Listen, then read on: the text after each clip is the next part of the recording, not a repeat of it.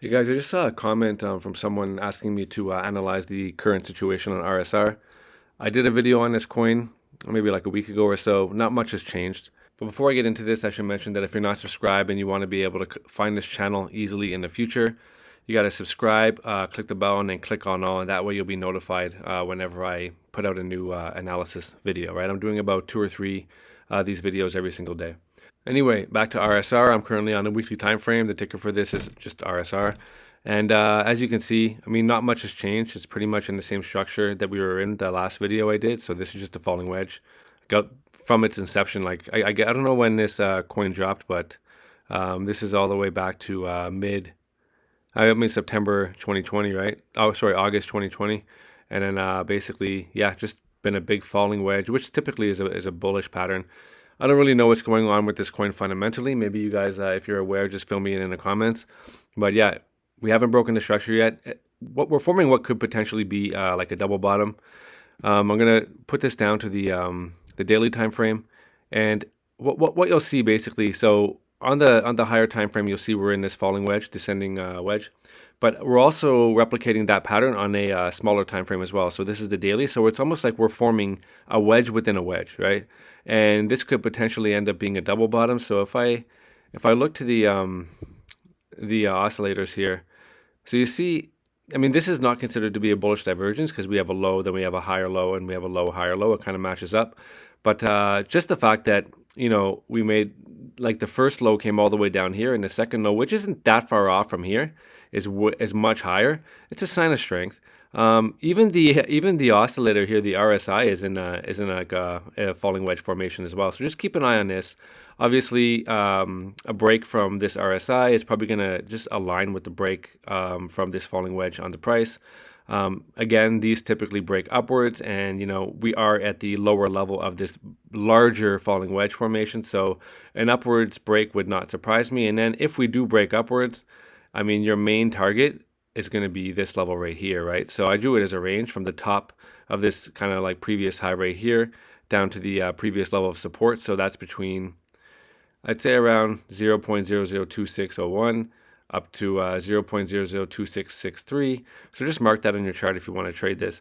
I'm not going to get too excited until this level breaks, right? And obviously if this comes back up to retest it, there's the opportunity to enter a short, particularly if it just kind of like ranges here for a while, breaks up, and is slow to work, slow on the way up. And if the price comes up here when these two converge, so this previous level of horizontal resistance and support converge with this long-term, oh sorry, no, this is not the, this is the long-term, this long-term downtrending resistance line. If the price comes up here, I mean, that's a prime opportunity for a short, right? And then you place your stop loss just up here.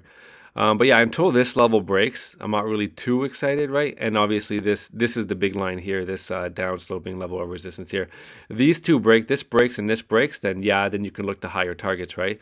And what you can do is just mark out the levels on the chart based on price action that have the price responds off of it, right? So for example, right here, this would be one, it was support here, and then on the way up, it was a level of resistance, so mark that up.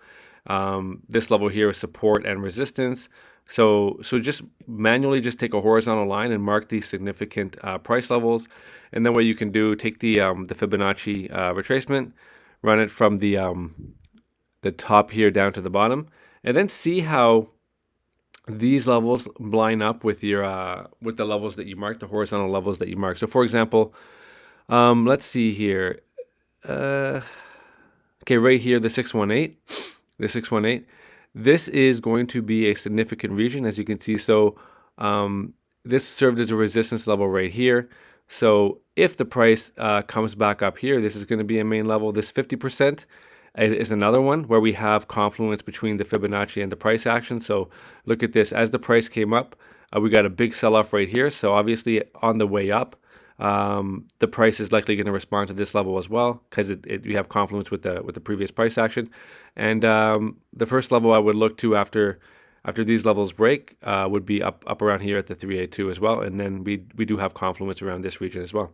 So yeah, quick update on RSR. There's not really many new developments to update you on aside from just keep an eye on this, draw this on your chart, this falling wedge, and yeah, the price is likely going to trade within this, and just watch for the breakout. If it does break out, you could potentially take a long position, place a stop loss under the this down sloping level of resistance, and just hope that it flips the support, and then you could target this upper line. That would also give you a pretty high risk reward trade, I'm assuming. Okay, so that about wraps it up for the first coin analysis of the day. All right, take care. Bye.